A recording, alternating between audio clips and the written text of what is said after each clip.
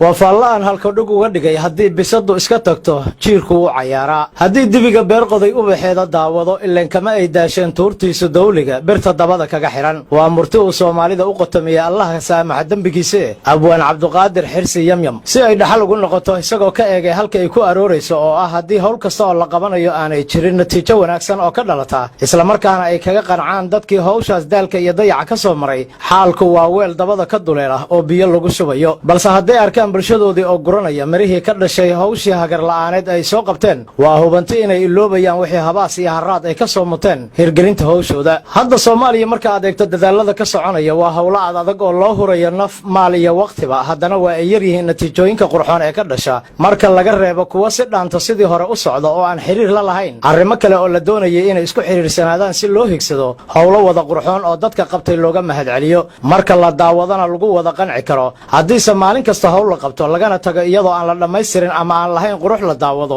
macnaheedu waxay tahay dibigii beerta qoday ee haddana ka sii durduriyay isagoo aan daawan quruxda uu diyaariyay hawshii uu qabtay hadda weli ararta aan dumay dulucdeedii maan gelin waana faalla daba dheer aanse ka eega doc kale oo muddooyinkan dambe la odhan karo safka hore ayay kaga jirtaa hadalhaynta inta dawladdu leedahay maadaama ay sana jirsatay lagana yaabo in dad badani wax iska weydiinayaan waxaa ka hirgelay qodobadii madaxda dalkeennu bilowgii horeba la soo galo joogsadeen inay fulin doonaan muddada ay u qidmaynayaan shacabkooda waan hubaa in guri kasta geed kasta iyo golo kasta oo tiro Soomaaliyeed oo qaangaarhi isugu timaado lagu xanto ama looga tooqo hadba dhaliisha ka muuqata dawlad kasta oo Soomaaliya yeelato iyadoo ay yaryihiin inta xigsata dhanka wanaagga iskuna xilqaama inay dawladnimada ku darsadaan talooyin iyo fikrado laga yaabo inay wax ka tari lahaayeen arrimaha iminka cakiran ee la dhaqaajin leeyahay iyagoo ku goroorinaya maskaxdooda in dawladnimadu ay tahay wax la wada leeyahay oo aanay gaar u lahayn inta markaa shukaanta u haysa bal aan idin dulgeeyo halka aan u dan leeyahay oo ah mid ka mid ah caqabadaha ku horgudban in Soomaaliya yeelato dawlad awood leh taasoo laga yaabo inay dad badan ila dareemayaan waayo maanta Soomaaliya uma baahna in loo dhiso dhismayaal waaweyn haddana lagu wareejiyo dhagxaan amnigooda ilaaliya uma baahna in warshado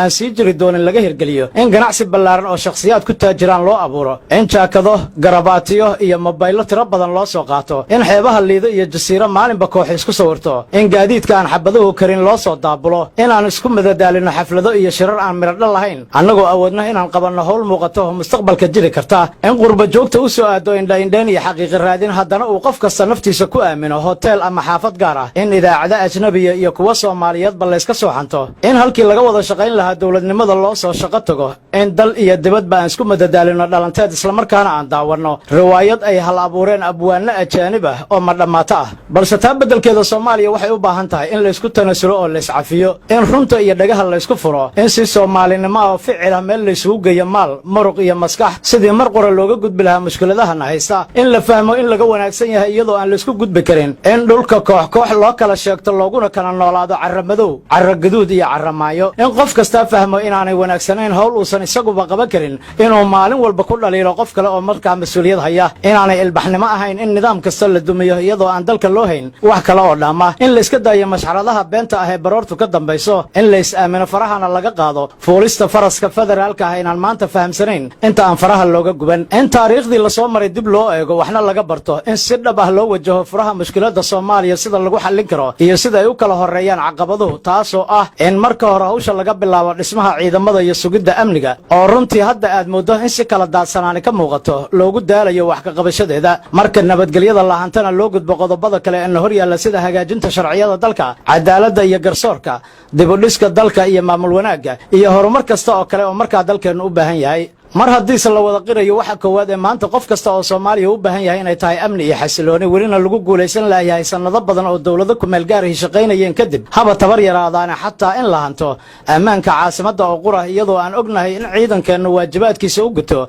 hadba sida loo howlgeliyo oo aanay qaladaadkan iyagu waxba ku lahayn maadaama ay waqti hore mar noqdeen ciidanka labaad ee Afrika ay ku faanto uguna awoodda badan haddana la heli karo kuwii oo kale iyo weliba kuwa ka sii ilbaxsan balse su'aalaha mudan in la isweydiiyo ayaa waxay tahay maxaa hortaagan iminka in si dhab ah loo dhiso ciidamo qaran oo tayo iyo tiro leh oo ka mira dhalin kara hawsha loo igmado xageesa aadan ciidamadii 10 sano ee la soo dhaafay dawladihii ku meel gaarka loogu soo tababarayay dalalka Djibouti, Uganda, Kenya, Ethiopia iyo xeryaha kale ee ku yaala gudaha dalkeena xagee la aadan hubkii loo qaybiyay maxaa cadeymaha loo hayaa qof kasta oo ka mid ah ciidamada iyo hubkii la siiyay si loola xisaabtamo aaway kumanaankii sarkaal ee sida xisaab la'aanta loogu dhoobay darajooyinkii qaranka xagee maray saraakiishii maamulaysa ciidamada ama soo xulay markii horeba haddii la bedelay sama jiraan dukumeenti tixraac leh oo xilwareejintooda la socday si loo dabagalo hubkii iyo ciidamadii Soomaaliya loo soo tababaray halka ay ku dambeeyeen maxay tahay sababta qorshe la'aan weli kuwa kale loo sii tababarayo maxaa talada ciidamada loola wadaagi la'yahay saraakiisha iyo ciidamadii hore ee waaya aragga ahaa meel kasta ha joogaane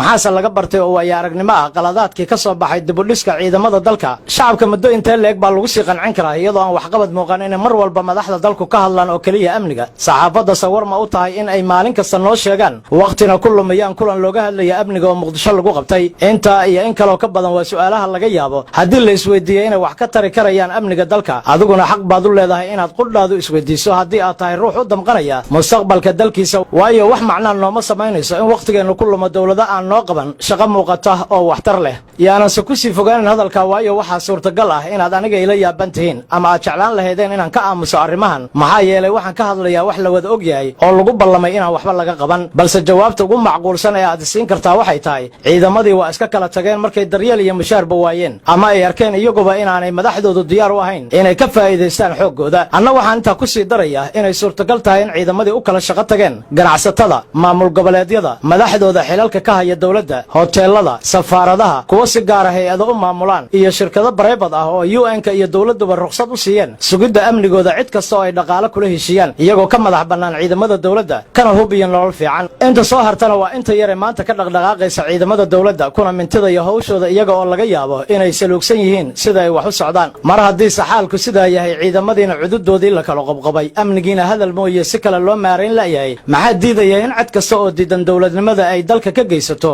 falal ammaan darra ah weliba lagu cayaaro quruxdii nolosha dhismayaasha gaadiidka iyo baalayaashii waddooyinka lagu xardhay ilaan waa tii la yidhi haddii bisadu iska tagto jiirku wuu cayaaray